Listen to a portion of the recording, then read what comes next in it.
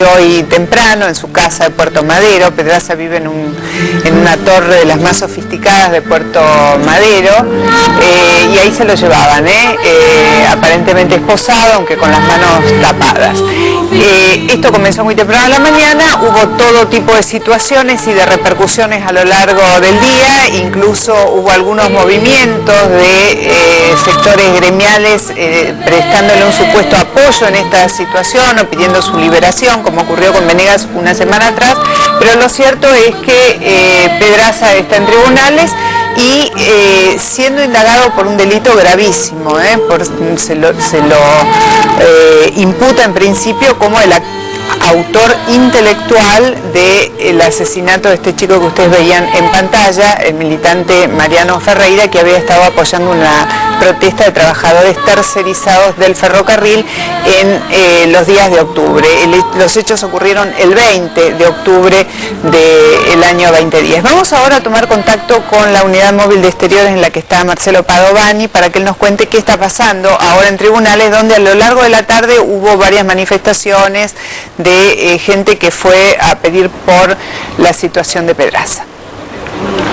Sí, Mónica, ¿qué tal? Buenas noches. De hecho, fue una marcha, una concentración de la Unión Ferroviaria que duró aproximadamente 2 horas aquí sobre la calle de Talcahuano. ¿Qué está pasando ahora? Está en el 5º piso José Pedraza, declarando ante la jueza López, recordemos, después de haber sido detenido en el día de hoy, homicidio calificado y lesiones. Mónica, es la carátula por la que se lo acusa a José Pedraza, un cargo gravísimo que enfrenta el líder de la Unión Ferroviaria, y previamente tenemos que decir que declaró Fernández, el gallego Fernández, el número 2 del sindicato de la Unión Ferroviaria, más de 4 horas, 4 horas y media aproximadamente, Mónica, declaró Fernández. Todavía no ha trascendido si han quedado en libertad, si han quedado detenidos. Eso es algo que vamos a tener que esperar algún rato más hasta que terminen todas las indagatorias. Lo que sí, Mónica, que no queda mucho tiempo en este día martes y todavía tiene que declarar el delegado Alcorcel. Recordarás, esta tarde el líder del Partido Obrero se refirió en duros términos a este delegado, acusándolo de ser el reclutador, quien reclutó a la gente, la patota le llamó él, para matar ese día a Mariano Ferreira. Estamos hablando del 20 de octubre del año 2010. La indagatoria a Pedraza comenzó, reiteramos, cerca de las 20:15 y a esta hora todavía continúa. Bueno, Marcelo, vamos a recordar que los detenidos entonces son 3. El mismísimo José Pedraza, que es el titular del gremio desde el año 85, si no tengo mal los datos. Juan Carlos Fernández, que es el número 2 de la Unión Ferroviaria, y el delegado al que vos hacías referencia, que es Claudio Alcorcel. Recordamos aquellos hechos tremendos del 20 de octubre, cuando estaban las vías cortadas del ferrocarril por una protesta de trabajadores tercerizados que pedían ser incorporados en la empresa, y un grupo de apoyo, y después la irrupción de este grupo o patota, que es la que conduce los acontecimientos a este final trágico con la muerte de Ferreira. Bueno, nos mantenés informados desde allí. Nos decías que hubo una manifestación a lo largo de la tarde. Hoy ya no hay, ahora a esta hora ya no hay manifestantes, ¿no? No, cerca de las 5 de la tarde, aproximadamente 5:15, un poquito por esa hora aproximadamente, decidieron aquí los integrantes de la Unión Ferroviaria que estaban aquí sobre la calle de Talcahuano retirarse a una asamblea en la Unión Ferroviaria, en la sede del gremio. Fue más o menos, Mónica, a la misma hora en la que se conocía la noticia de que habían aceptado la conciliación obligatoria. En ese mismo momento se retiraron de aquí hacia una asamblea en la Unión Ferroviaria, allí sobre la Avenida Independencia, para definir cómo es que van a apoyar a Pedraza a partir de mañana y en los días sucesivos. Bueno, eso todavía está por verse, pero lo cierto es que aquí la movilización, la concentración se ha retirado por lo menos hasta el día de mañana. Bueno, nosotros nos quedamos aquí. Cualquier cosa Marcelo nos hace saber. Tenemos un Twitter para que ustedes se expresen, opinen, digan lo que sienten y piensan en relación a este tema, y obviamente todo lo que ustedes digan puede ser a su vez visto por la gente que ve el programa o que está siendo convocada a entrar a esa línea de Twitter que es @MoniGPS para para conocer así sin filtro alguno la opinión de la gente que nos sigue. Hay que decir algunas cosas de Pedraza, haciendo un brevísimo recorrido por su vida, que fue jefe de la Unión Ferroviaria, está al frente de la Unión Ferroviaria desde el año 85, que en sus comienzos estuvo ligado al marxismo, hablamos de los años 60, que adscribió a la CGT de los argentinos de Raimundo Ongaro, que después pasó por el grupo de los 25. Se me ríen los invitados, ¿por qué se ríen tanto? Estoy haciendo un breve repaso. Es un golpe bajo a la izquierda. Enfrentó a la ortodoxia, en los 80 estuvo con Saúl Ubaldini, después estuvo con Cafiero en la Renovación, pero inmediatamente después también estuvo con Menem. Claro. Y allí fue gerente de Ferrocarriles Argentinos, no me dejan terminar, y recibió para su gremio la concesión del Belgrano Carga. Empresa al frente de la cual creo que estuvo su segunda esposa, o está su segunda esposa. Se redujo mucho el número de ferroviarios en esos años, en los 90. Sí, de 95.000 a 14.000. De 95.000 trabajadores a 14.000. Ese es el resultado del desmantelamiento de la infraestructura. Perdió su base de sustentación gremial Pedraza entonces. Exactamente. Bueno, parece que tiene otra base de sustentación. Exactamente. A ver. La verdad es que estamos ante un personaje que representa lo peor del sindicalismo, ¿no?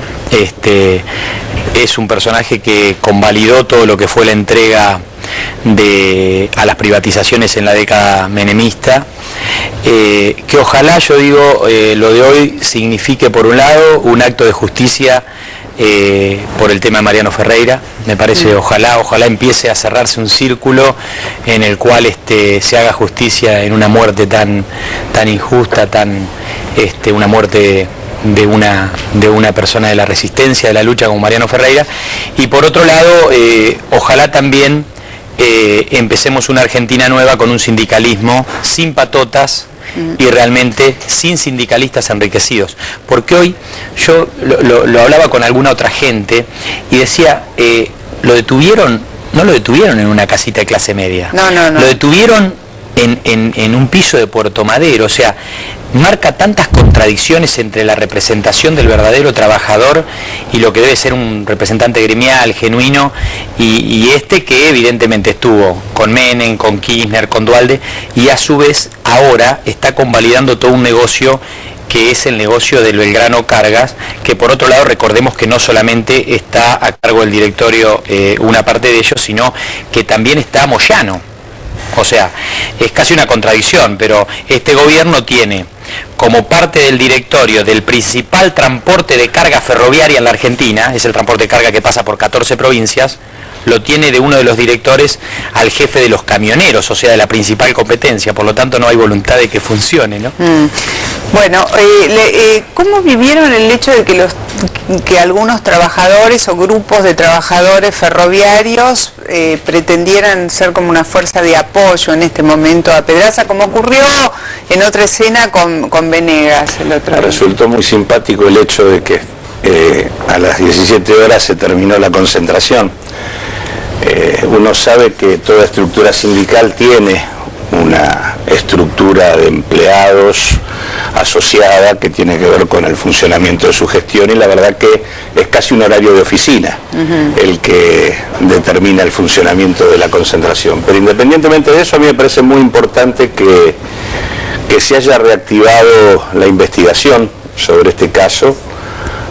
La muerte, el asesinato, mejor dicho, de Mariano Ferreira dejaba a la luz una trama donde se combinaba la complicidad de una parte de la estructura sindical, la complicidad policial con el hecho y la complicidad empresarial, porque también es cierto que estamos hablando de una empresa que es la UOFE, donde además de funcionar el Estado, funcionan los otros 3 concesionarios que tienen el transporte metropolitano en este momento.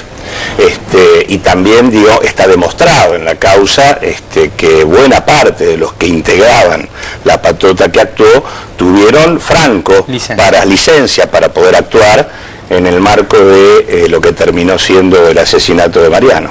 Así que me parece importante, sobre todo porque esta muerte había quedado eclipsada luego por la muerte de Kirchner. Bueno, que se habló mucho en esos días que el disparador del gran disgusto final de Néstor Kirchner, más allá de todos sus avatares de salud y situaciones de estrés, tenía que ver con no haber podido metabolizar este episodio tan espantoso que ocurrió, creo que exactamente una semana antes de la muerte. Sí, exacto, porque eso fue el 20 y la muerte de Kirchner fue el 27 y seguramente tiene que ver con que uno de los involucrados en todo esto estaba presente en el acto de River, muy cerca de el lugar donde hizo uso de la palabra la Presidenta de la Nación, así que efectivamente...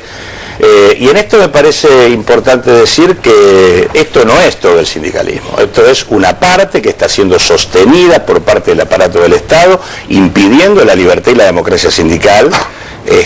Y lo que ocurrió con Mariano Ferreira es algo que ocurre, digamos lo que ocurrió, no en términos de asesinato, pero la represión sobre aquellos que llevan adelante el intento de organizar a los trabajadores por fuera de las estructuras sindicales dominantes y sostenidas por la gestión gubernamental, muchas veces normalmente pagan o con el despido o con la represión el intento de hacerlo. Por lo tanto digo, es algo que funciona de manera cotidiana. Recién Juan Carlos Morán decía que ojalá esto sirva para hacer justicia en el caso de Mariano Ferreira, y yo pensaba también que, bueno, la pena en el derecho penal siempre tiene un fin que también es ejemplarizador hacia adelante, ¿no? Si la aplicación rigurosa del derecho sobre aquellos que utilizan la violencia para hacer política, para defender negocios desde adentro de la estructura del sindicalismo, se aplica, probablemente disuada al que viene atrás. Si el final de un hombre de esta naturaleza estuvo tan cerca del poder,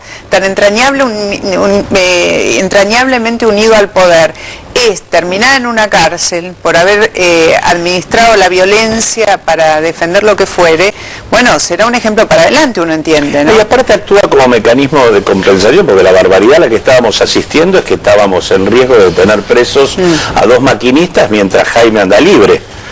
Pero después, en función del accidente, Claudio es que tuvimos delegado del Mitre, y estaba pensando que en la última semana los trenes fueron como una metáfora de la tragedia y de muchas cosas en la Argentina. El accidente de trenes, la detención de los maquinistas, después hasta el episodio ese que hubo con los chicos caídos bajo el tren, que indirectamente también se vincula con la inseguridad en la vía, y una serie de episodios.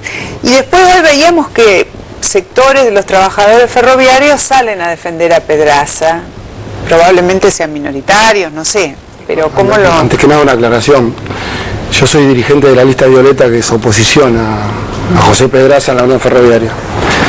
Yo creo que hay que partir de un concepto que creo que es inequívoco, que es el problema de que Pedraza mandó a matar junto al gallego Fernández a Mariano Ferreira para defender sus negocios, y que esos negocios se lo habilitó el Estado y el gobierno de turno, como se lo habilitó a Menem en su momento, después que fueron las empresas tercerizadas, porque acá hay un presupuesto del Estado que destina a cada trabajador un salario, porque a nosotros el trabajo, trabajando para empresas supuestamente privadas, nos los paga el Estado, el 90% del salario, y que atrás de ese trabajador de convenio existe casi la misma proporción de trabajadores que trabajan por la mitad del sueldo que trabajamos nosotros y hacen la misma tarea.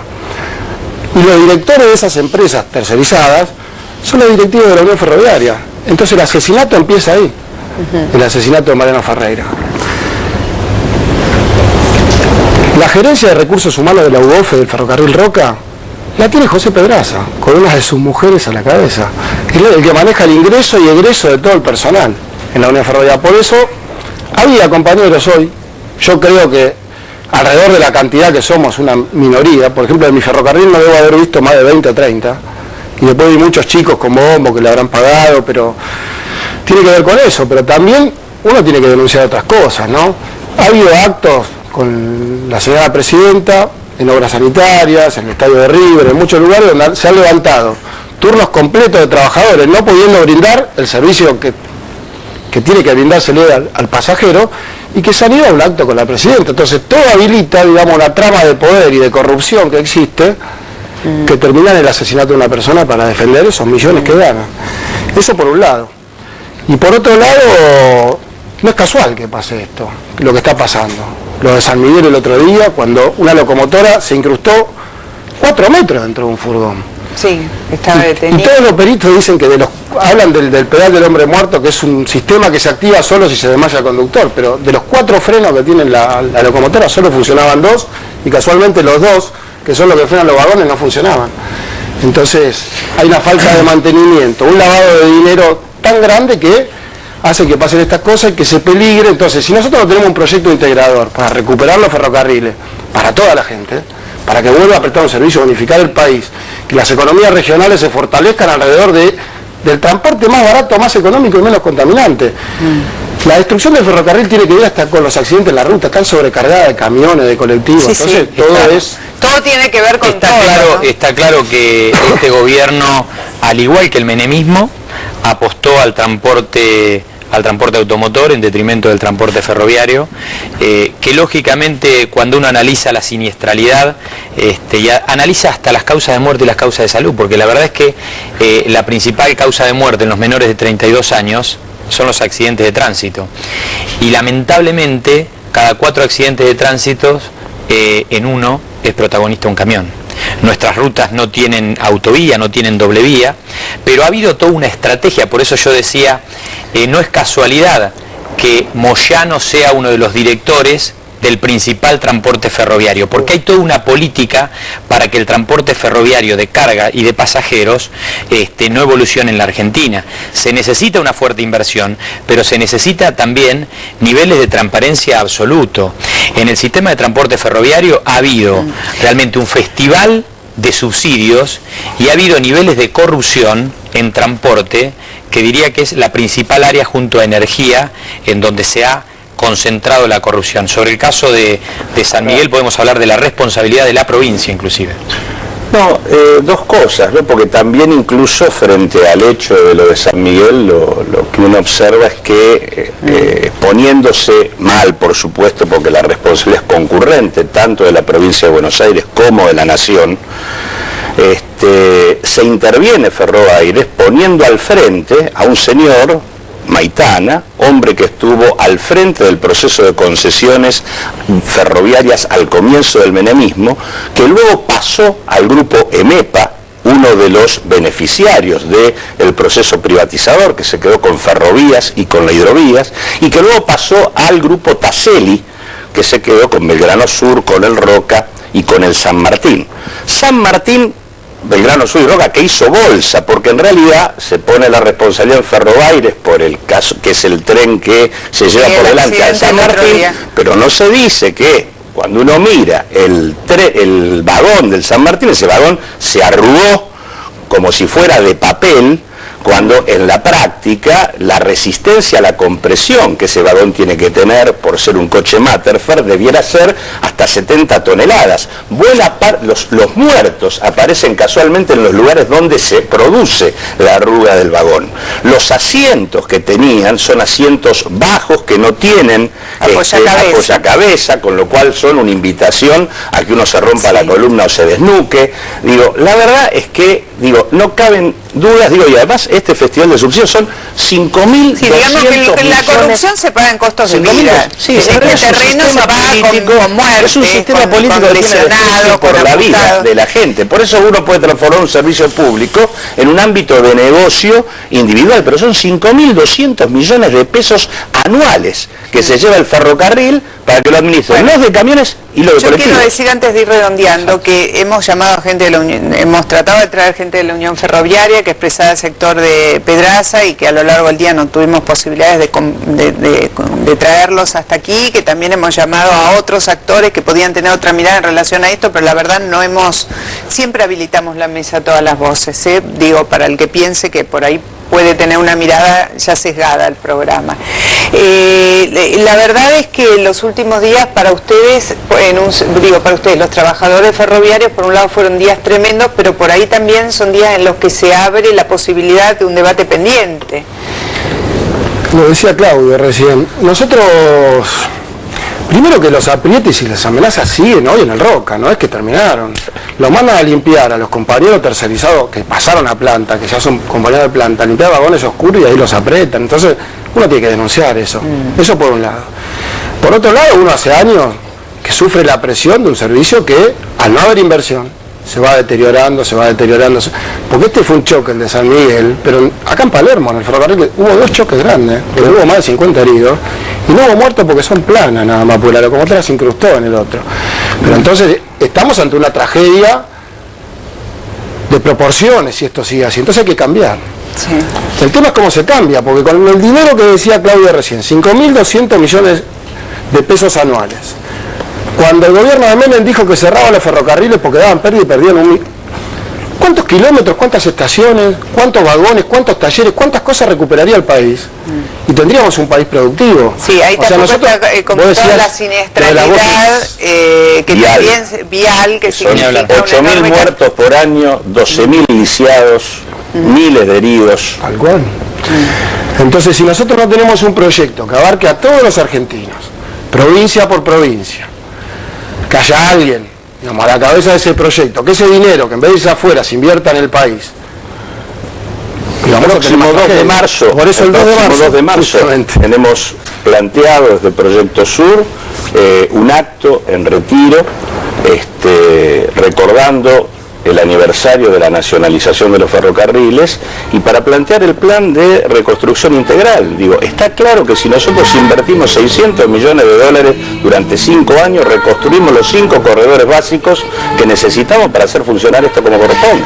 Nosotros hemos presentado precisamente porque no solo hay que ver la crítica a todo este modelo, que evidentemente hay una cuestión de connivencia y de corrupción entre empresarios, entre funcionarios y entre algunos sindicalistas, pero hemos presentado la propuesta del 6 de enero que incluye también un plan de infraestructura no solamente vial, sino del sistema ferroviario. Quiero decir, más allá de este costo de muertes, y ustedes seguramente van a refrendar lo que digo, en los últimos años ha habido varios asesinatos al interior de las filas gremiales o sindicales que quedaron en la oscuridad y en la impunidad y que probablemente tengan que ver con tensiones internas, ajustes de cuentas, venganzas, una cantidad de cosas, muchos de los cuales quedaron subsumidos en eventuales episodios de inseguridad, confusos episodios de supuesta inseguridad urbana, ¿no? Pero ha habido por lo menos en 3 años...